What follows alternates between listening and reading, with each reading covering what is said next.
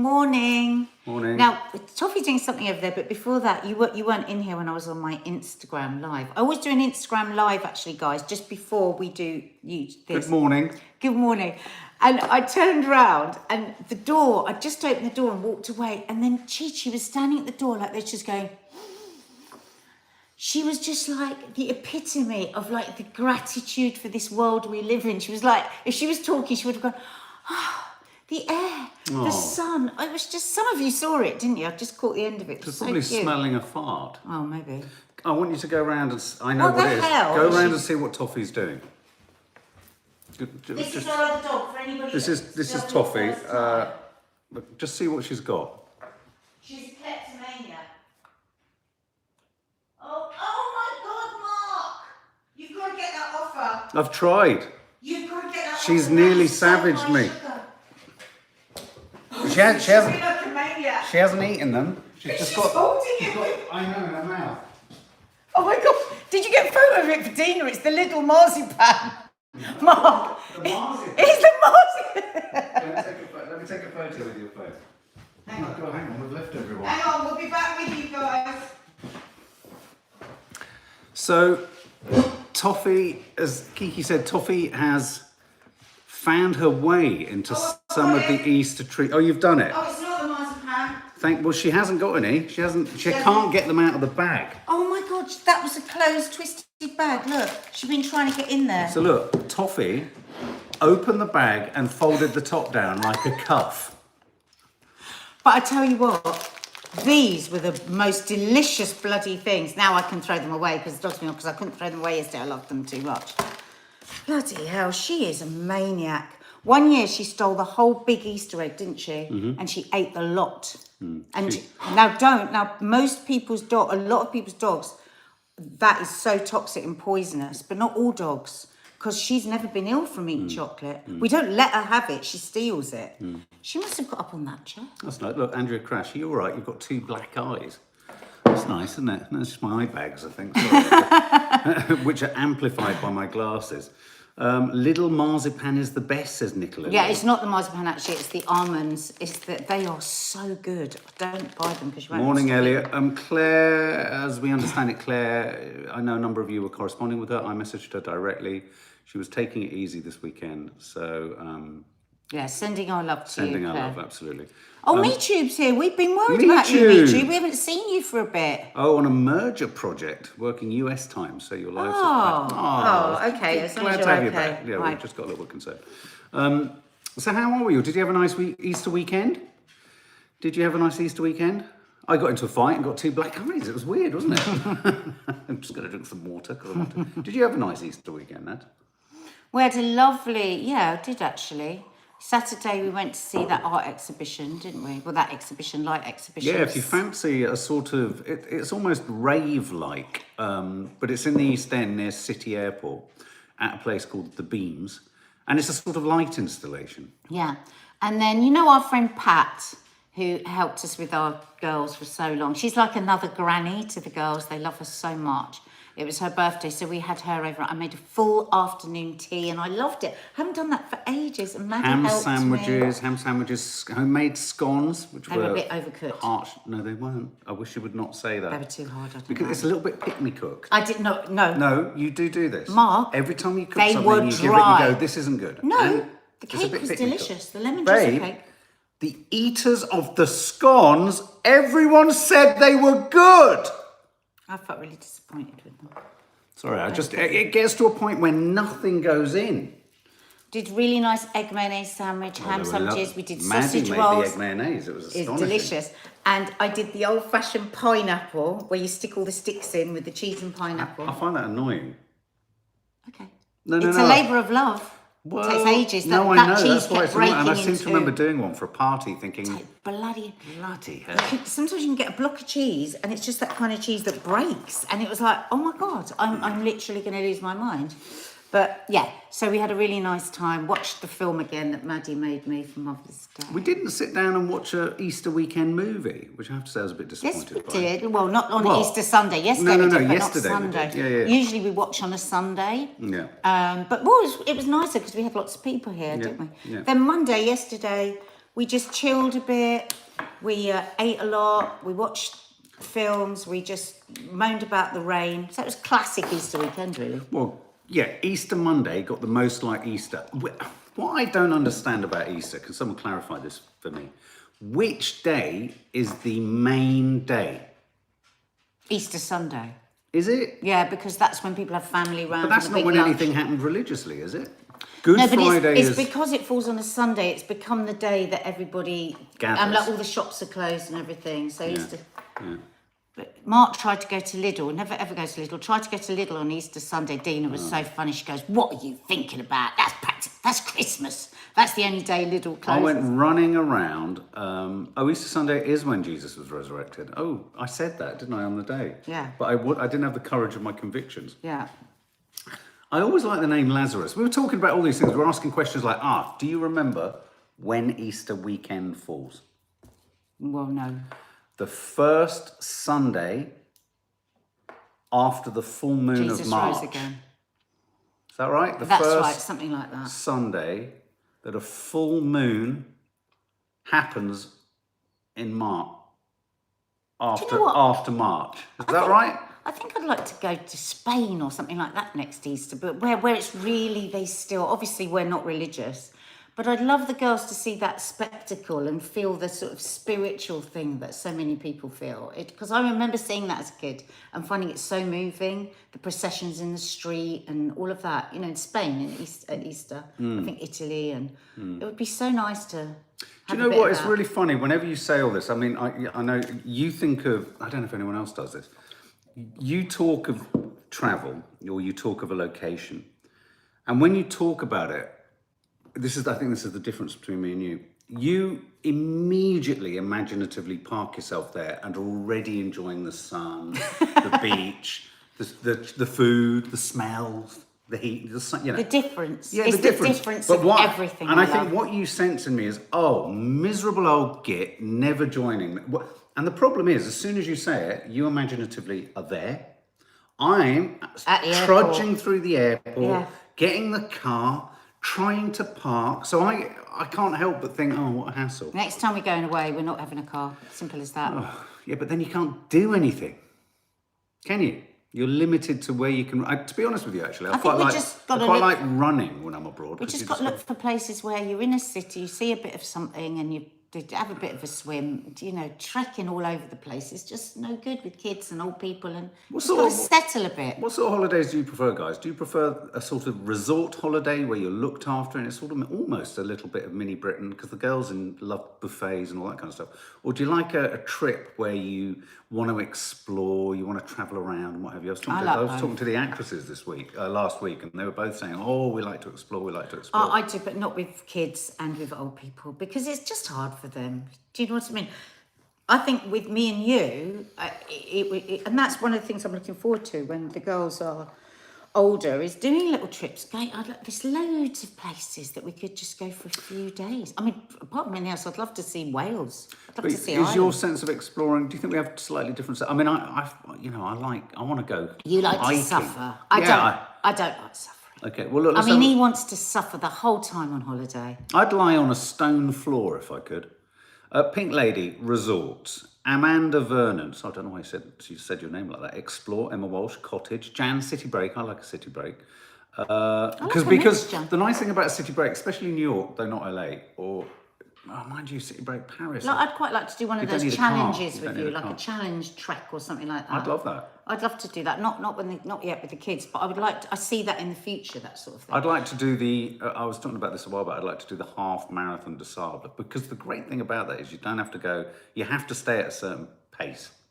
I also love going away with the girls. Me and Jane and Kay will usually do a trip a year, and it's just totally just chat, lie around, eat big lunches, have a few drinks.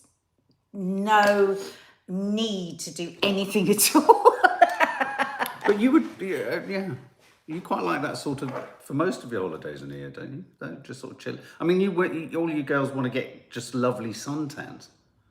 So you're quite happy roasting on I'm not as much as I used to. I get a bit restless. Because because I'm worried about. But if I said, oh, okay, well, you'll see in Crete, me and Nanny Di end up going off into the mountains, and she hikes. She hikes. Hope you're enjoying Crete. It's fun. It's a nice escape, even. But I really would, if you're watching our Crete vlogs, don't go where we went, go where Dina went. Chania was absolutely beautiful, quintessentially Greek. Don't say that when they're sitting back enjoying the views. No, I know, but I would like people to go to a nice, we had a lovely time, but I'm just saying an even nicer part of the island is Chania. If you're looking where to go to Crete, go to Chania. I'd like to do a round trip in Ireland. I'd like to drive around Ireland, actually. I'd love to, but I wouldn't want to do that with kids because they get bored. You don't have to. That's what I mean. So those sorts of breaks I do like. Yeah. And I love to see lots of things. And we get on so well, don't we? Yeah, we have such a giggle. Yeah, we do. There was something else I wanted to say there, but I've completely lost track. Anyway, was I right about the first? It's bothering me that. Okay, so what's the first story? Spears in Tears. Tears for Spears. Great band. Britney Spears has been reduced to tears because of some rather spiky, not very nice comments from a fitness trainer who poked her and squeezed her and said, we need to get you back to your young body. This distressed Britney, and I think it would distress anyone, wouldn't it? It says, we need to get your young body back. This is just the epitome of what I hate about some parts of the fitness industry. This is terrible. This just goes against everything that anybody with any kind heart would.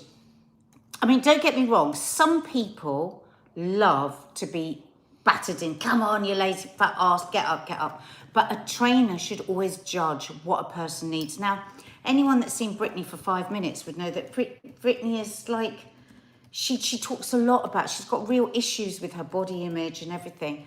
And also, you know, well, I suppose we shouldn't go too much into the Britney story because we don't know, but any trainer that's ever shouted at me or like tried to make me feel in any way inferior, I'm never going to see them again. Do you think sometimes there's an aspect of viciousness in a trainer? I think sometimes trainers, well, it's their business, so they want you looking good as quick as they can do it, and they want to see results. So they might be the sort of person where it works for them to be screamed and shouted at, but not me at all. And the thing is, it just goes against all of what we're always talking about. It's like, if you're going to exercise with the whole time in your head thinking about how am I going to look, it becomes a horrible punishment. Whereas if you find an exercise that you love, like today I did yoga and I just felt so good afterwards. I had a cry, not like I'm sad cry, just a release.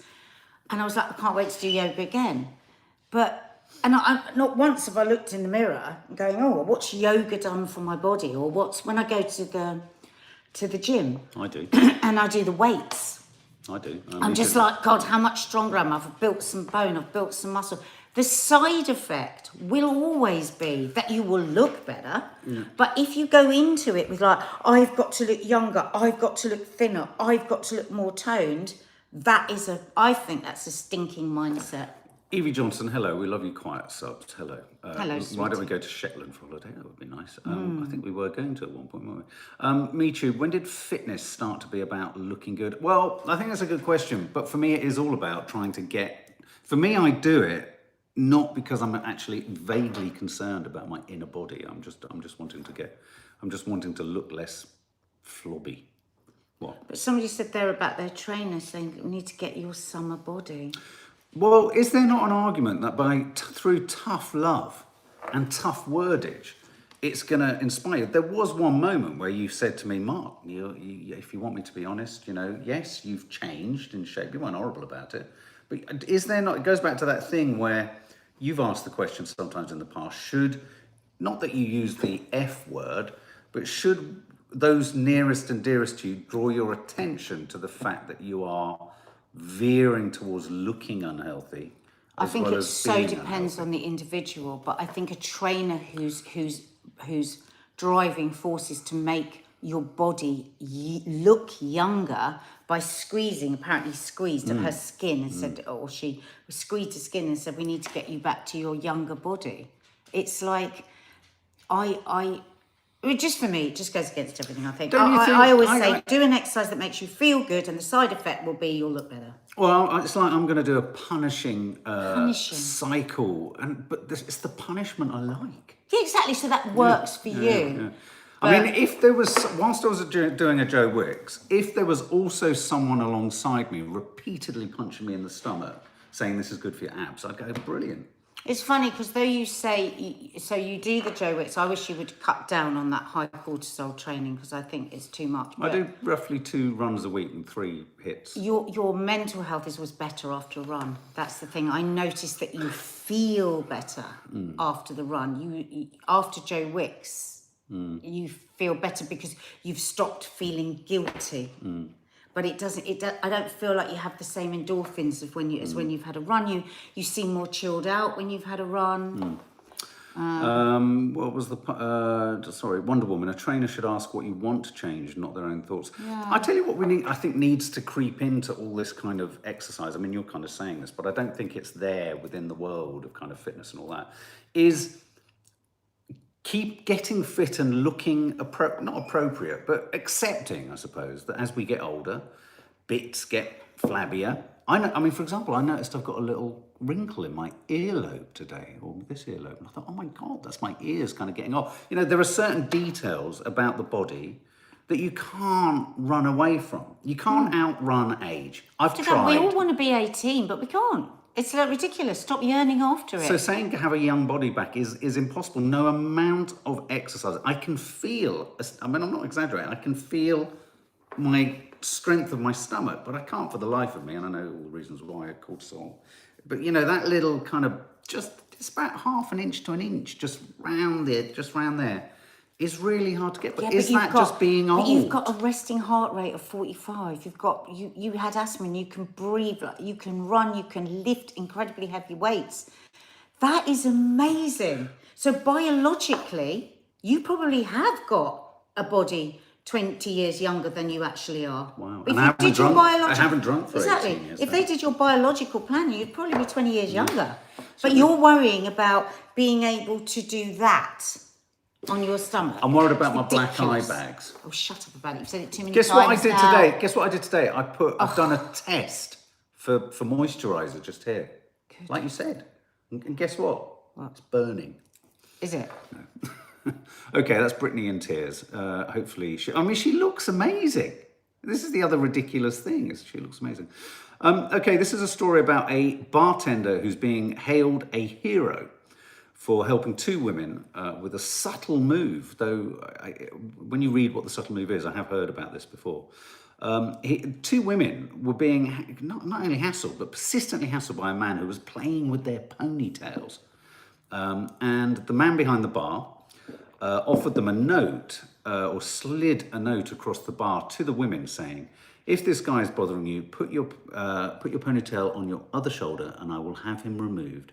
He's giving me the creeps. He's giving me the creeps in capital letters, which I love. So he asked him to leave, and then when he wouldn't leave, he had to really remonstrate with him and kind of swear and tell him to F off and all this kind of. So it actually got, you need to get the fuck away from these girls who clearly are not interested. And the dude said that was a little aggressive, and he said, well, you're aggressively hitting on them and you need to leave. Amazing. It is amazing. It is amazing. Someone said, one of the girls said, not all heroes wear capes, some wear Hawaiian shirts. Now, I mean, I've shared this many times before, and I'll share it again because I was so confused by it. I remember seeing, it wasn't sexual sort of predatory behavior by other men towards a woman they didn't know, but I remember seeing not nice behavior from a boyfriend or partner of a woman.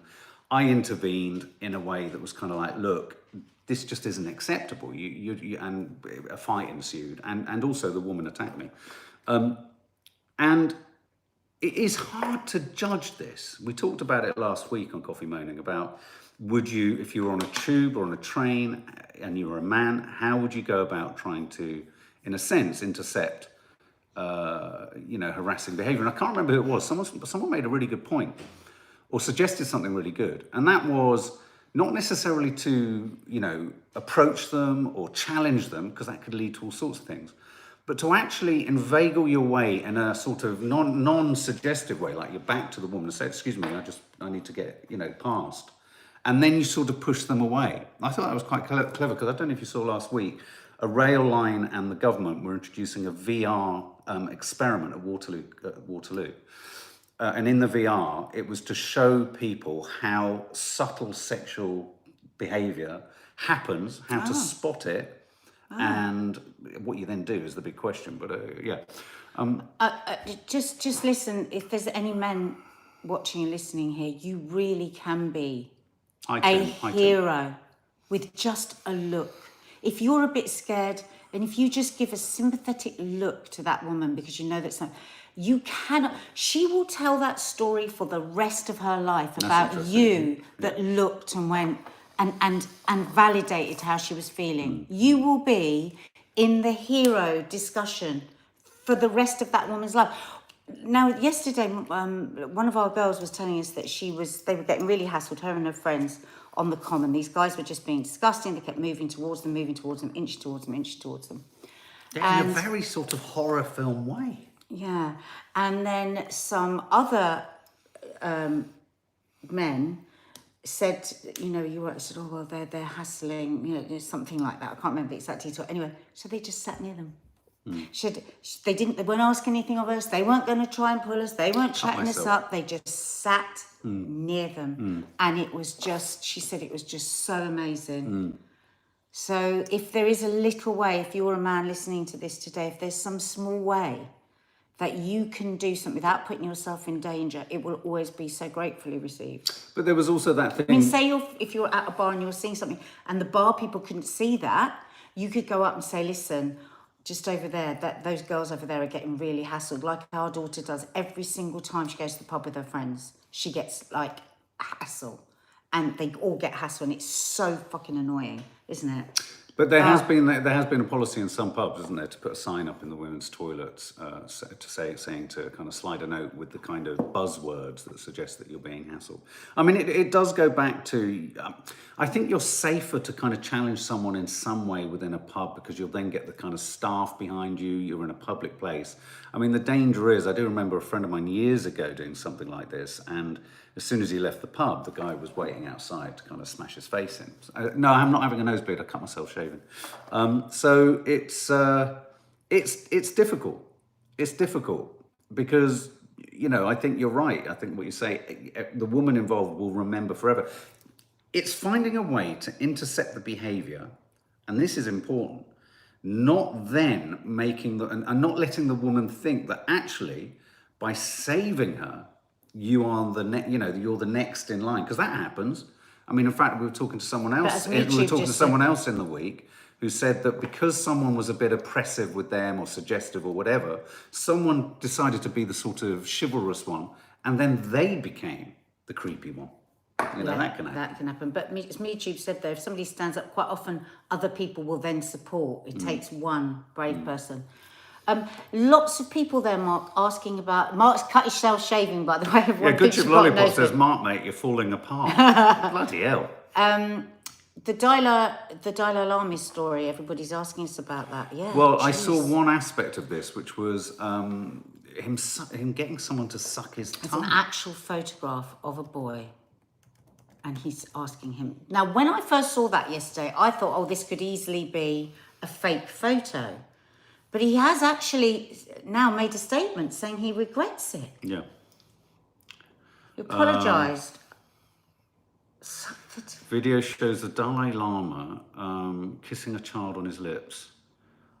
His office said, His Holiness often teases people he meets in an innocent and playful way, even in public and before cameras, but he regrets the incident.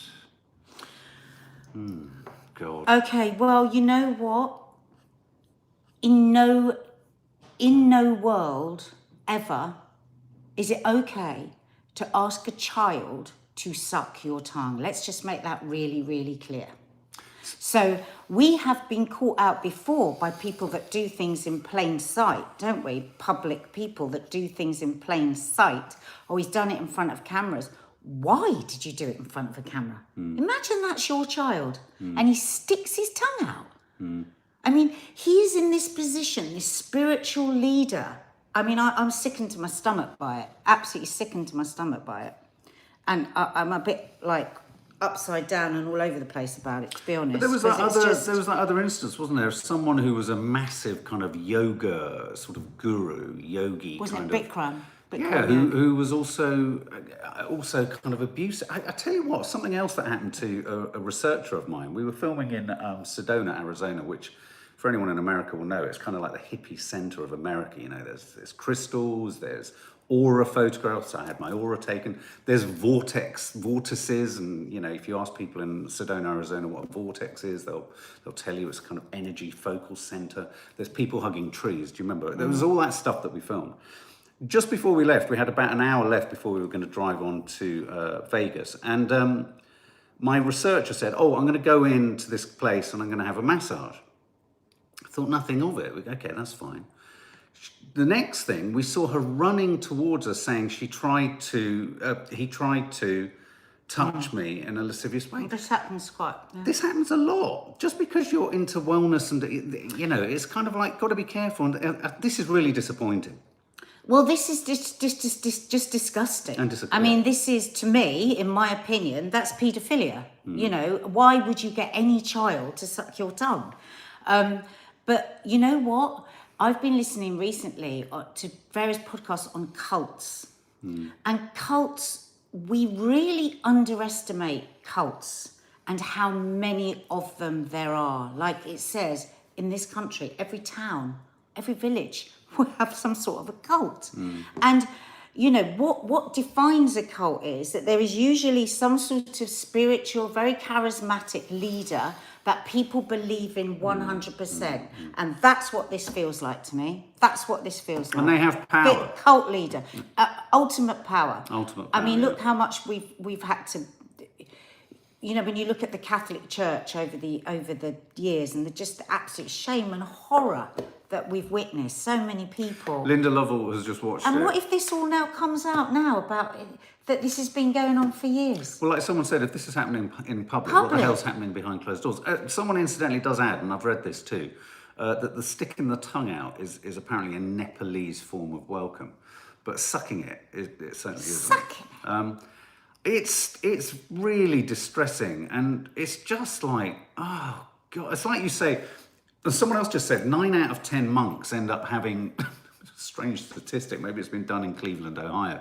9 out of 10 monks or people who have committed to lives of celibacy end up having relationships with someone else anyway. It strikes me that so much or so many aspects of these extreme sort of, you know, even religious kind of commitments end up subverting natural human impulses, and they twist into horrendous or unboundary or boundaryless behavior. I mean, that's not in any way an explanation or a justification. It certainly doesn't explain, you know, just paedophiles and what have you. But I suppose what I'm trying to say is it doesn't surprise me that when principally men commit to a life of celibacy, their inability to observe that spills out in really dangerous, suspicious and corrosive ways. Yeah, no, but no, not for all. But I mean, it doesn't surprise me that it happens. Unfortunately, I think what that commitment of celibacy is asking of many people is something that's entirely unrealistic. It's interesting how many people are saying here, because obviously the line of defence from his team is he's done this in front of the cameras. Yeah. So there's nothing wrong with it. And everybody's saying, yeah, but what's he do behind closed doors? We don't fall for that anymore. No. We had decades of that with Jimmy Savile, and when we look back now, we're just like, oh my God, in plain sight, in plain. I'm not saying the Dalai Lama, I am not saying that he's the same as Jimmy Savile, but I'm saying plain sight doesn't mean anything. No. I'm going to drop the too old babies, because we're going to talk about Tupperware now, and I think the Dalai Lama is a... What do you think will happen to him? Well, God knows. God knows. I mean, what should happen to him? I mean, what authority? I mean, if he's in Nepal, no one in Nepal is going to challenge the Dalai Lama, are they? Oh, look, there's a cult near me. They have a little village to themselves. Yeah, I mean, honestly, it's really fascinating how so many universities get targeted, you know. Do they? Oh God, yeah, like cults, like in universities across the country. If you want to see a film about this, Elizabeth Olsen's pretty much her first film, Martha, Marcy, May, Marlene, I think. Brilliant. If you put those in, you'll get it. But you see, we tend to about a think cult. of cults as only being taken away from your home and going to, but you know, these university cults, they're still going in and out of their lives, still living in their lives, but they're just being totally controlled by these groups. As Heather Draper says, it depends how many others come forward and say he did something inappropriate. Yeah. Nora Doyle, religion v cult. One can spill into the other quite easily. Yeah, by scurrilous people. It's all about control, says Tony Marie Cleveland. Organised religion cults, don't get I me am to started. be unquestioned. It's a subject for a whole coffee moaning. It really is. Don't question me because I'm an ultimate being. Scary. Terrible. Okay. So we're not going to do older parents, but Hilary Swank is having a baby at 48, just to give you that. Hero bartender. Tupperware. Now, I pulled this story this morning because Tupperware parties and all that. The story is that the company, Tupperware, is facing potential liquidation. Its stock price has plummeted. Its sales are terrible.